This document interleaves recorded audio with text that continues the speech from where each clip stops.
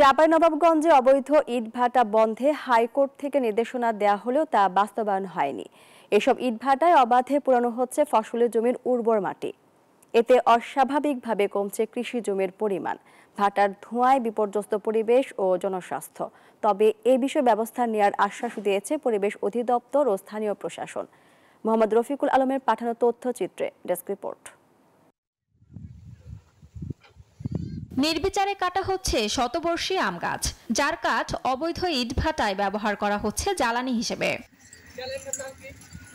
ইটভাটা থেকে নির্গত ধোঁয়ার হুমকির মুখে পড়েছে ফসলি জমি। সবচেয়ে বেশি ক্ষতিগ্রস্ত হচ্ছে আশেপাশে থাকা আম বাগানগুলো। পাশাপাশি ধানে নানা রকম রোগবালাইয়ের অন্যতম কারণ ইটভাটার ধোঁয়া।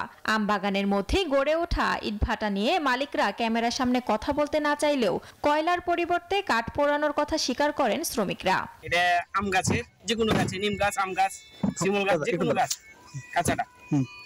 কাঁচাটা দিলে আপনার মনে করেন তাড়াতাড়ি পুরো কাঁচাই তো কাঁচাই ঘরে, কোনগুলা শুকাও আছে, অনেকগুলো শুকাও আছে, কাঁচা আছে, মিশ্র দুটো আছে, দুই রকমই আছে। কৃষকদের দাবি স্থানীয় প্রশাসনকে ম্যানেজ করেই চলছে এসব অবৈধ ইটভাটা। আমের সময় মুকুল আছে। এই ঈদে জামা জুতো অ্যাকসেসরিজের ডিসকাউন্ট।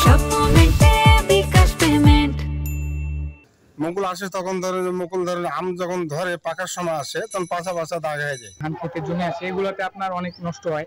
তারপরে গাছগাছালিতে অনেক কালো ধোঁয়ার কারণে অনেক সমস্যা হয়। তারপরে ভাটাতে আপনার হচ্ছে কাঠের প্রয়োজন হয়।